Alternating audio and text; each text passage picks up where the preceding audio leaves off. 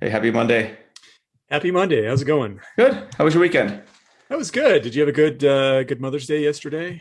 Yeah, it was fun. Just Excellent. the typical Mother's Day things, which means doing a lot of chores and hanging out with in-laws and all that kind of stuff. So, Yeah. yeah, Cool, cool. whatever. Yeah. Take one for the Nice. team. So, Yeah. being a mother's a hard job. So, at It's a least how very is hard it? job. Yeah. Yeah. Okay. All right. So this week we want to talk about an article that came out a few days ago. I think it was called the what is it? State of Data Engineering in 2021. Let me bring that up real quick. So, for people listening to the podcast, this was a an article put out on LakeFs.io. So it was an interesting article. I'm always happy to look at kind of the state of affairs of the field, and as well as get people's opinions on where things are going. So, what did you think of this article? Oh, it's a really fascinating article. I mean, I'm just amazed at the proliferation of data tools that I see every time I look. It's like you look away for 5 seconds and you look back and there's a new data tool in place. Hmm. It's like any of these articles about data engineering. There's a lot of stuff that we agree with. There's a lot of food for thought. It's probably some stuff we disagree with, but yeah, it just really gives you kind of an arrow on where data engineering is going in the future. Sure. And let's get this out of the way too. I mean, there's a lot of these what they call lumascapes. So basically, like heavily logoed diagrams that kind of show the landscape of things. Let's compare this really quickly to Matt Turk's um, data and AI landscape of Yeah, 2020. yeah. So this isn't even 2021 yet, but Yeah. holy cow, there's a lot going on here. Yeah.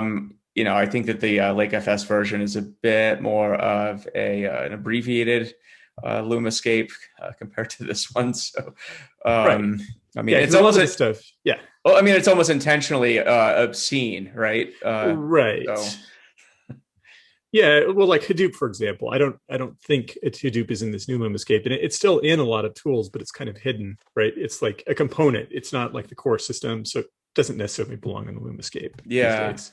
But even here, I mean, there's a lot going on here. Yeah. I mean, just look at the number of data discovery, quality observability, lineage management, ML ops. I think that's probably lumping in a bunch of different workflows and ML ops into the ML ops category, but still, there's I would almost say for all the pieces of like observability and um, governance and whatnot. I mean, you're starting to see ML ops almost have this parallel universe to data engineering tools, but not going to bike shed that here. But I do find it quite interesting.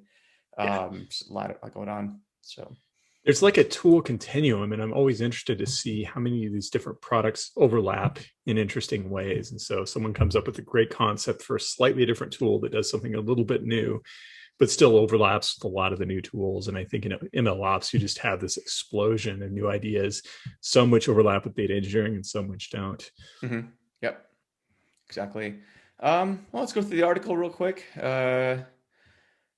So I mean, I'll quickly scroll through this. I think, and then we can go back and give our thoughts on it. So, Yeah. we're talking about ingestion, different types of ingestion, batch, streaming, managed SaaS ingest,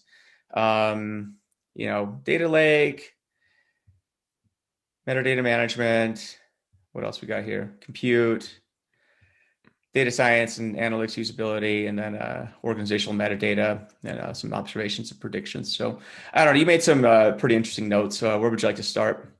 Yeah, let's just start at the top. I think we can just work through our article a little at a time. I made some notes around managed SaaS ingest. And Hmm. actually, this one was just sort of, we felt like they were preaching to the choir on this one. I think we both agree that managed data ingest is a category that's growing massively. I mean, if I'm running a data engineering team and I encounter an API where there's no pre-built connector, sure, I'm going to have my engineers build something, write some code in Python or whatever.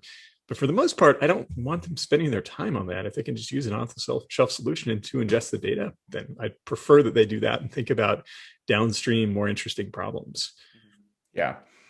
Yeah, I mean, as I read here, no reason to reinvent the wheel. I think we're, again, like you say, this preaches to the choir here for us. Mm-hmm. What anytime I see somebody rewriting a workflow that's already been written, Right. either through an open source component or through, third party SaaS or whatever, it's like a little piece of me dies. And so Yeah. I guess I'll It's my final year, I suppose. So at the rate things are going, but oh well, I well. mean, running a company will take years off your life, so hopefully we won't actually find that out anytime Yeah. soon. So people, But please stop reinventing the wheel and just that's right. That's right. use stuff that's I already mean, there. it's funny when I see people writing custom API connectors, it often has more to do with the quality of the incoming data than the API Yeah. itself. So in other words, often the API does not provide good analytics data. And so you have to do some extra magic to like dedupe it, and you have to frequently call it and then overlap the pieces of data. That's the kind of stuff that data engineers have to do. But it's because someone else hasn't done the work already, then they're stuck with it. Yeah, I would say too for managed SaaS ingest, I think some Mm-hmm. of the challenges of getting adoption for managed SaaS ingestion Yeah. is price. Like we still hear certain tools are Mm-hmm. like very expensive, and Yeah. depending on the budget, I probably tend to agree. Yeah. There's I would say reliability is still a complaint. Some tools do have some quirks, and hopefully they're being addressed. But I mean that these are things that, given how small the data world is, I would just hope that these vendors take these complaints very seriously and address them, because I think we're on board with managed SaaS ingest.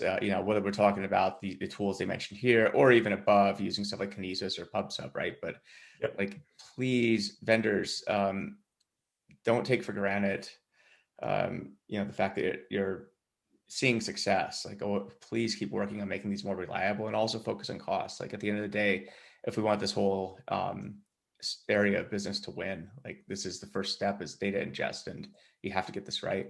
So Yeah. Another barrier, frankly, is the enterprise sales model, to be honest. I mean, AWS was very smart where anyone could come with any workload, jump on AWS, no problem. They'd start as a tiny startup. If they turn it into a unicorn, AWS would make a ton of money. We're seeing in the ingest space that vendors are pushing this enterprise sales model where you have to have a huge contract to get in the door. And that's turned off a lot of startups, frankly. So yeah. hopefully we'll move away from that. Yeah, exactly. Yeah. Because I mean, this is literally the first step in getting data in, right? Is Mm-hmm. these some sort of ingestion mechanism. Yep. And so I think just a shout out to the industry. Like, we partner with a lot of ingest Mm-hmm. companies, and I think we want to see everyone succeed. So just calling it Yep. like it is, though. Yeah. Yeah, exactly. Yeah. Anything on data lakes we want to talk about? So the data lake, the thing that resonates for me on data lakes is that the line between data lakes and data warehouses has become so blurred these days. And in fact, some of the tools they reference as compute for data lakes are also very much data warehouses, like BigQuery. They reference as a data lake tool. It's like, yeah, you can do external federated tables, but it's also a full-on cloud data warehouse in its own right. And yes, there are differences, but like for a lot of users, they're not going to see the difference day to day between the two. Some stuff ends up in object storage, some stuff ends up in the warehouse, but it's kind of, there's just this whole continuum now. Yeah, I kind of feel like it's a bit of a straw man argument, honestly. Like, Yep. you're just kind of renaming something, Mm-hmm. Yeah. but I mean, I can see the point, but I mean, LakeFs, I mean, it kind of implies what they do in the Mm-hmm. name. So, of course, you're going to take a data lake centric view of the world, or a lake centric view of the world, however you want to call it, whether it's lake house, data lake, whatever. Um, but yeah, to your point, there's the lines between the data lake, data warehouse, and probably the lake house, and whatever comes next. The data These river, even frankly, data the river, streaming that's part. another one. Yep. Yeah, I mean, Yep. our friends over at Imply, I mean, they came up with the Yeah. notion of a data river, and so I don't know what comes next, the data ocean or data whatever. So I mean, data swamp's already taken. Yeah. Yeah. But now you're starting to build like property around it, like the lake house. So I guess it's, these are all marketing terms at the end of the day, right? So These days they are. They are. I think initially data lake really meant something, but once you started to add better metadata to a data lake, it became a lot like a data warehouse in many cases. mhm. Yeah. Speaking of which, Yep. metadata, you want to hit on you talked about metadata, though, I think in maybe a slightly different context, maybe sort of, maybe you want to hit on that? Yeah, yeah. It was this remark about the importance of the Hive metastore. And the reason this jumped out for me is that I was actually writing about the Hive metastore specifically in our book, because the Hive metastore is what really changed the nature of data lakes. Like, Hive Metastore is not general purpose metadata, it's schema metadata, but it turns out that that is a key asset for data. Like people who just dumped a bunch of random data in their data lakes discovered that they had a really hard time querying it.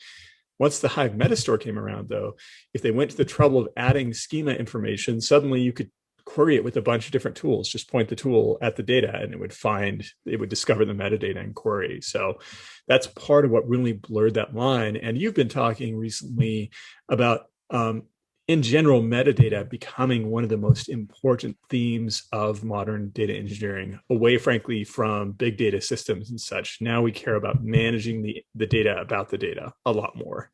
Right. I can talk more about that in a second too. Yeah. But yeah, so metadata. There's a lot of sections here they describe, open table formats. Metastores. Anything else that stood out to you here? Let's see. I mean, there's a lot of interesting stuff, but for the sake of brevity, I sort of moved on down the line. So how about you? Sure.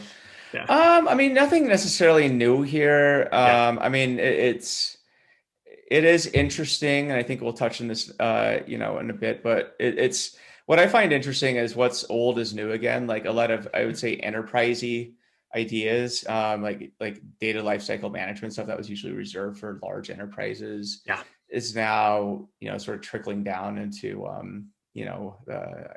I wouldn't call it the mainstream, because if it was mainstream, everyone would be doing this. But it started to, I think, trickle down into sort of what will become best practices very soon. Again, they aren't best practices because I don't think they're widely adopted yet. I think everybody is still doing almost the exact opposite of a lot of this stuff. Yeah. But that'll change. I think as tooling matures, which we'll also talk about in a bit, as well as I think people just becoming aware that these are even things that they should be doing. So, yeah, I think one of the big changes is that there was sort of this schism between the quote unquote big data world. So that was people, at Google or people using Hadoop, and the traditional like MPP data warehousing world. And now those are converging. Like people worrying about big data and these more modern approaches to data are having to worry about the life cycle, like you said, where they used to just kind of do it helter skelter, try to get amazing results by just throwing tons of data at a problem. Yeah. Let's continue here. Anything in terms of compute that stood out to you? Yeah, so the thing for distributed compute, what jumped out here, they said distributed compute today is dominated by Spark, which I tend to agree with, except that Snowflake is also distributed compute. So is BigQuery. Like a lot of these cloud data warehouses kind of do a lot of the same stuff as Spark, as it turns out. Right. So. Yeah. I mean, it's just one of those things. I don't really see Spark getting the attention that it used to. I know Databricks is trying really hard to continue advocating for Spark because that's their thing. So, but yeah, distributed compute is becoming much more of a thing, and I would say also that there's just going to be new approaches. I think the layers of abstraction in compute are just becoming more and more. Like now you have Upsolver, who's targeting Databricks like very head on, and they've even abstracted away the need to have to know Spark. Now you can just have your data lake and eat it too, I guess. So, right. And then, and then you got Starburst and Trino, over here that are doing a fantastic job at, basically just plug and play different data sources, and, that's about it. So, yeah. And my remark about Databricks too is that, I mean, a few years ago, I was working a lot with Databricks, and there was suddenly this huge marketing shift where we're a big data science tool. And then one day they started really pushing toward actually becoming a data warehouse, just like BigQuery and Snowflake. So I think the main selling point for Spark now is you can have the data warehouse, plus you can have this additional flexible language that lets you process data frames, which SQL can do a lot more than people think it can, but still at the end of the day, it can be a huge pain to work with when you're doing something very complicated. That's my take on it. And Spark, yeah. And even like on Friday, like we did a talk, or more of a LinkedIn Live data engineering Q&A with a Seattle data guy. Shout out to Ben. Thanks for doing that. But people kept asking about Dask, for example, right? And I was thinking about it over the weekend, actually. And I think, I don't think a lot about Dask because I'm, my opinion is just go use something like Spark. But then I was like, well, okay, I know Dask probably isn't going to have the same mind share as Spark, just because it's been around since 2018 or something, and Spark's been around a lot longer for one, so you just have more adoption. But at the same time, though, if you're running pandas and just want to distribute that, like Dask is perfectly fine. So it's, again, there's just a lot of options these days for ways you would compute that I think if you were to talk maybe a few years ago, Spark would have been the cool thing, but I just don't see it being like the dominated. It says it's dominated. I don't tend to agree with that, but anyway, tomato. Point being, there's a lot of ways that compute is distributed, and not all of it is obvious. But I also say this speaks to just the evolving nature of how compute is becoming more and more abstracted away from the user. Yeah, I completely agree with that. I mean, compute now is just very commoditized. It's like, pick your favorite tool. You can do all kinds of interesting data processing with it. But how do you build pipelines? How do you get the data into a state where people can actually use it? How do you manage complexity? Per our discussion right before the show, this is where things are going toward the problem of managing complexity and away from the problem of really low-level, grinded out writing data pipelines like MapReduce and such. Yeah, I totally agree. Let's see. Data science, analytics, usability. Cover ML ops, analytics workflows, notebooks. I think this is, I think on the surface, this is pretty accurate. The one thing is ML ops, like this is, obviously I haven't looked at their in-depth analysis of this category, but I'm sure it's quite huge, but there's just a lot going on in this space right now. It's almost a parallel universe to what's going on in data engineering. There's some overlap and some areas that are totally discrete and distinct from each other. So it's just an explosion of tools. It's absolutely crazy. Yeah. Again, just it's like cells dividing in a petri dish or something. Like keep an eye on it. Yeah. But notebooks is interesting. I mean, Deep Note and Hex, for example, like these were brought about to solve some issues that the users just found that Jupyter notebooks had, and I think it's cool to see people continue to look at some of the shortcomings of the traditional tools like Jupyter and coming with better workflows. So I have no idea where that shakes out, but it's kind of cool. Yeah, it's interesting. I mean, my understanding is that Netflix, for example, has done a huge amount with notebooks internally. And so you wonder if that's going to continue and if they'll generate new notebook products. Who knows? But yeah, with these like major efficient data consumers, Netflix, Google, like are generating all kinds of activity behind the scenes. And notebooks remain important for ad hoc analysis of data science. Yeah. Exactly. But then, I mean, there was like Zeppelin, that kind of like went by the wayside. But even the people, I think, what is it, Zeppel? They're the guys who wrote Zeppelin, and they're basically just doing Jupyter now, from what I can tell. Yeah. So, let's see, organizational metadata. There's quite a bit going on here. So, yeah. Going back to the Hive discussion, I mean, the Hive metastore fundamentally is about storing schemas. And I think organizations, data engineers are increasingly realizing that you have to get up to a higher level of abstraction even. And that is just keeping track of all these data assets. That in itself is a massive problem. Yep. Yeah, I think you're going to see a lot of explosion in this space. And we'll talk more about that in a bit. Yeah. But yeah, metadata seems to be the thing that keeps popping up as like the central challenge to making tools work together for one. Let alone letting teams like perform at their highest level, both, I would say, internally as an engineering function as well as broadly in the business, just because there's so much opacity around, things like quality lineage, cataloging and so forth. So, yeah, you look at what Google did for the web, right? I mean, I first encountered Google, I think it was in 2001, and it was just revolutionary. I was like, oh, I thought search engines were good before, and now all of a sudden it's so much better. Finding information is so much easier. And I think the same transformation is happening in data, where in a company, if we really take care of organizational metadata, then people can discover what they're looking for very quickly. Yep. All right. Finally, observations and predictions. So, I mean, here's a few predictions here. Manageability or observations. Manageability is a first order problem. Love letters from the future.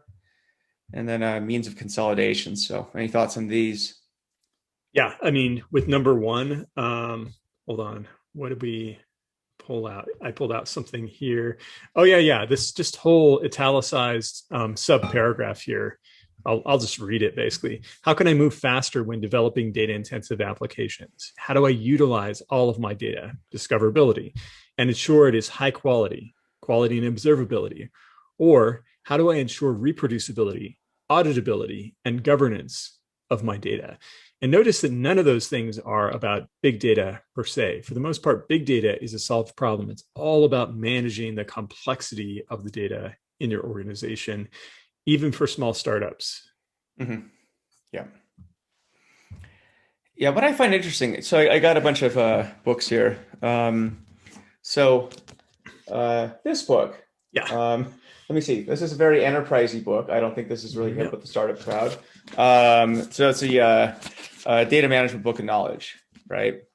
This thing is a whopping, almost 600 pages. Some light nighttime reading. Yeah, it reads great. The DevOps handbook, right? This one came out a while ago. And then you got the Phoenix Project on top of that. Great book written by the same people. I've been going through this book, Data Management at Scale. You can tell I lead a very exciting life. Oh, and let me see, modeling data. These are all, at least 3 out of 4 of these books aren't new. None of these concepts are that new. What I find interesting is now data engineering is becoming an intersection of maybe a few new disciplines, whereas data engineering in the past was simply engineering systems at scale for data at scale, data intensive applications. It's evolving. It's evolving it to encompass the practices of data management. It's evolving to encompass the practices of DevOps and data ops. Software engineering best practices are also being adopted. And all this is happening on top of, what I would call old school data engineering. Maybe there's a better way to phrase that, but basically like stuff data engineers did before I would say the addition of all these new practices. Like, because before there was so much complexity just in creating a big data system, an old school data engineering system. But I'm going to lump in too, just monolithic tools like your Informaticas and whatnot, right? Where there was a lot of just inherent complexity in managing monoliths and big data infrastructure. You didn't really have time to think of higher order problems like data management, data ops, DevOps, and introducing better software engineering practices on top of things, because you're literally just trying to keep your infrastructure running, which is kind of ironic. So again, I always talk about how I think software engineering is about, a decade ahead of data. Yeah, I think that gap's actually going to shrink quite a bit, because you can just look at like what data software engineers have done and DevOps, and just quickly adopt from those. But when you look at things like DevOps, for example, right? There's a few things where data ops is different, in the sense where data is just a different beast than software. And there are, I think, additional complexities, but at the same time, it's very cool seeing, I think back to the point of this article, none of these things are that new when you step back. Discoverability is not a new concept. Yeah. Quality and observability, that's been around for a long, long time. Observability is just another name for monitoring systems, right? And so, what I find interesting is that you're just, we're sort of at this golden age of data management, I think, as you said before the chat. So that's kind of cool. Yeah, lots of tools coming out. I mean, to me, the big challenge now is that a lot of these enterprise practices, to what you were saying earlier, were defined for a much simpler internal ecosystem. So maybe you had Oracle, Informatica, Teradata, something like this, fairly straightforward. I'm going back to the era even before Hadoop. So yeah, you were managing data flows, you were managing data catalogs, but you knew that everything was kind of in this one zoo, and you just had to worry about, you had a couple of tools in that zoo, but that was all you had to worry about. Now, I, as a data engineer, have to worry about everything my company interacts with. Google Analytics, Adobe Analytics. I mean, I can go down and name, 100 different SaaS services that they might be interacting with. And then my data might be housed in like 10 different cloud systems, for example. And so it's figuring out how to abstract these practices in a new way for a more complex environment. Yep. But like you said, there's just a proliferation of tools right now to do these things. And so that's where the golden age comes about. We've gotten past the growing pains of big data. And so now we can start thinking more about what we're going to do with that data in interesting ways with these data management tools. Right. Anything else to hit on the love letters from the future? Interesting title. I think that the paragraph about Airflow I found really interesting, where they're basically saying that in the orchestration space, you saw this pattern where Airbnb solved a key problem by introducing Airflow, open sourced it, it became a top level Apache project. And then you have all these new competitors coming out. Yep. And I think in many of these other domains of data management, data formats, everything else, you're going to see the same explosion of technologies. Yeah, I agree. Yeah. Yep. And we're seeing it. So, which brings us to, I think, the final point here. Any thoughts on this one? Fragmentation, consolidation? Yeah. They mentioned that Snowflake might try to consolidate. And I'm like, Snowflake is awesome. I love Snowflake, but I absolutely hate Snowflake tasks. They're horrible. And the Snowflake engineers I know tell you to use like Airflow or something instead. So, Snowflake has its work cut out to really consolidate. I'll be curious to see what they do in that direction. I hope they come out with something better in the future. Yeah. I think what's likely in terms of consolidation is that the cloud vendors will be the consolidators. So, for example, with orchestration, we've seen, Google introduce Cloud Composer, then AWS introduced their version of Apache Airflow. And so what that lets you do is integrate that tool with anything else in the AWS ecosystem. And so I think it's more like the Lego bricks concept that they mentioned here, where I don't know that there's going to be so much consolidation, but cloud vendors will make it easy for you to just pick and choose a couple of tools to use together in your environment. Mm-hmm. Yeah, I mean the cloud threat is, I would say, the kind of the elephant in the room. Because inevitably, if everyone, moves their workloads to the cloud, well, guess who you get to deal with, right? So, I mean that's going to be interesting too. Plus, the clouds do in some ways act as gatekeepers for what operates in their platform. So, I'll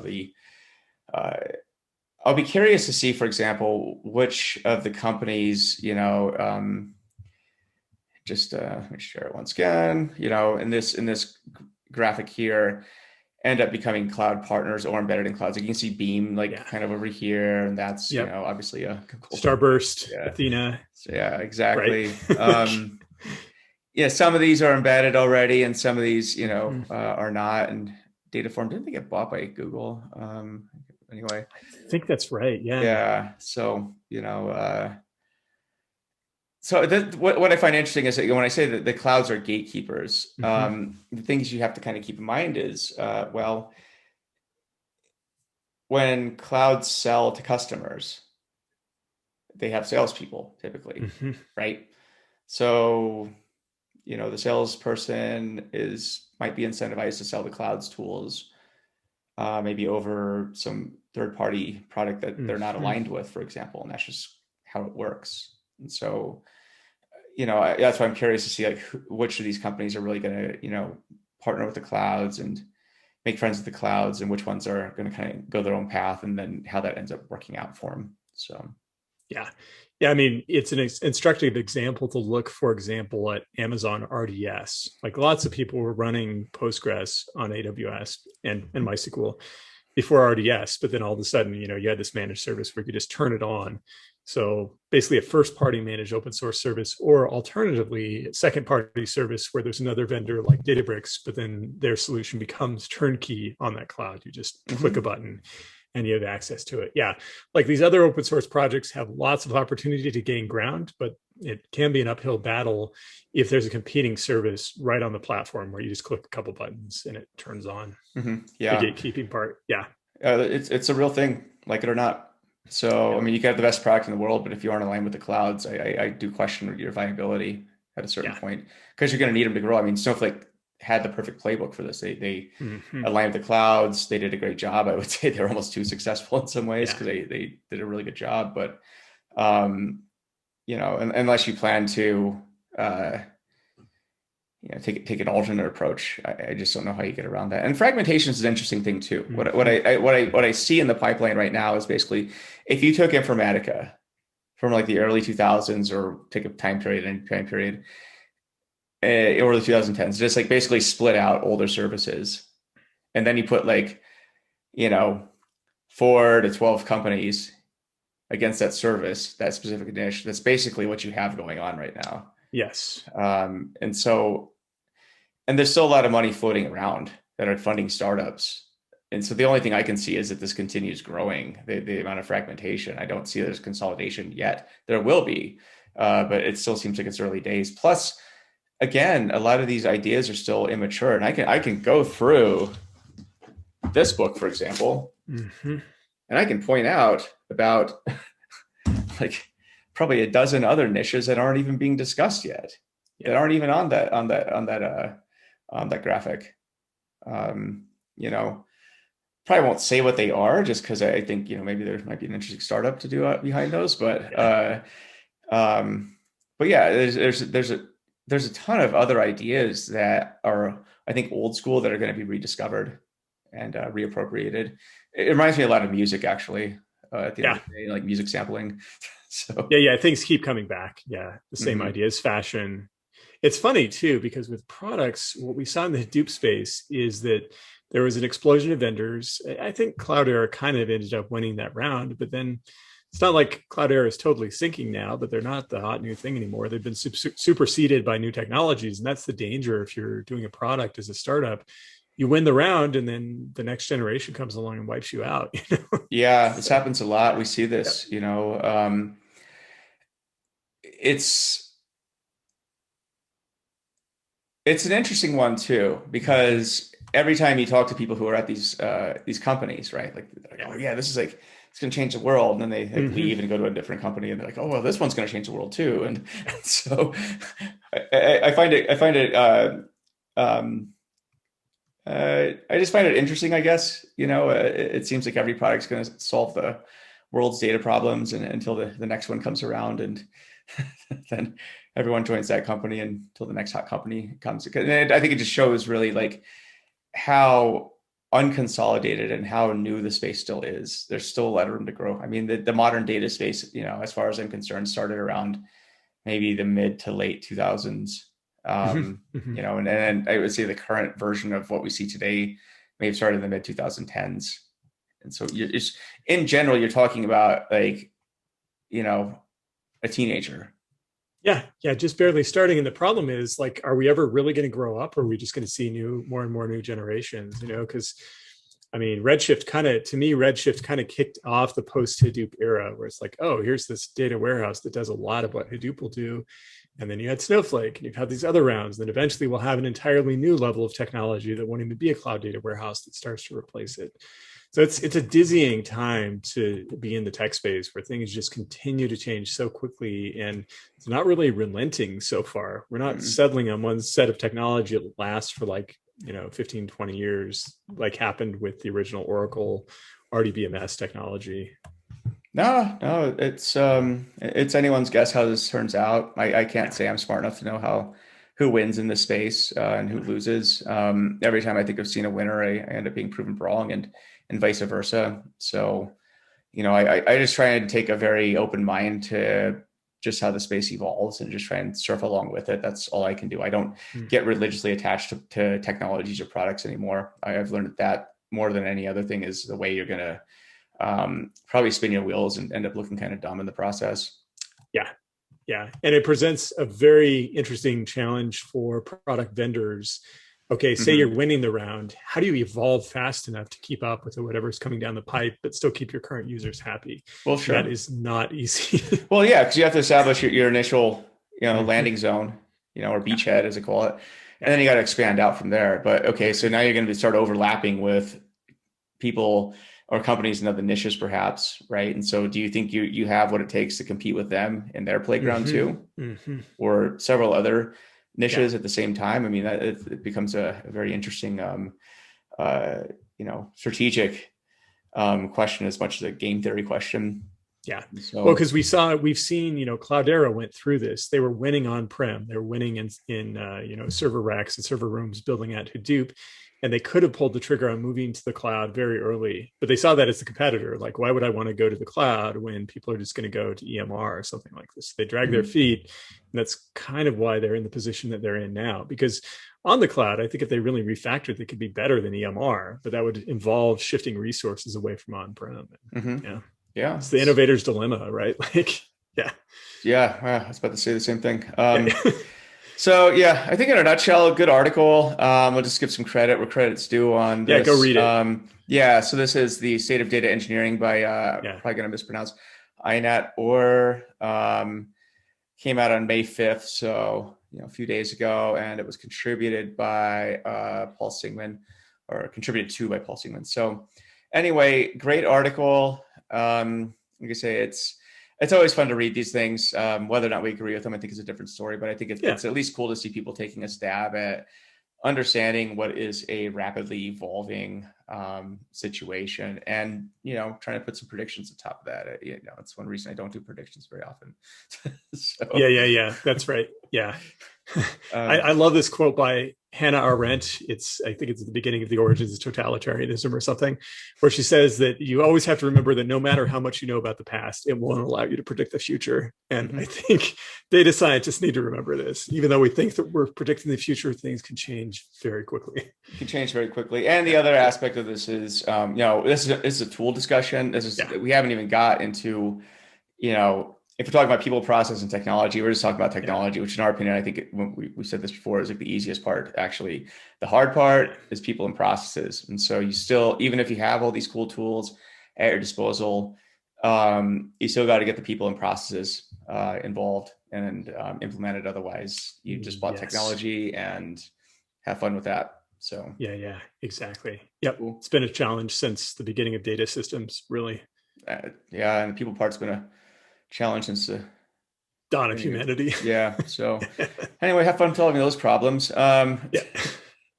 Awesome. Well, anyway, it's been a fun chat. So we do have a podcast. You can find it where finer podcasts are sold. So Apple Podcasts, Google Play, Spotify, Anchor.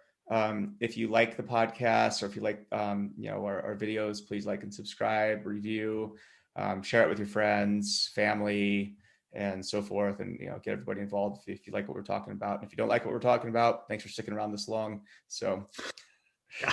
We'll throw a link to this article in the podcast notes, because obviously you're not following our screens. So. Yeah, for sure. Yeah. Awesome. Well, until next week, have a good one. So take care. All right. See you.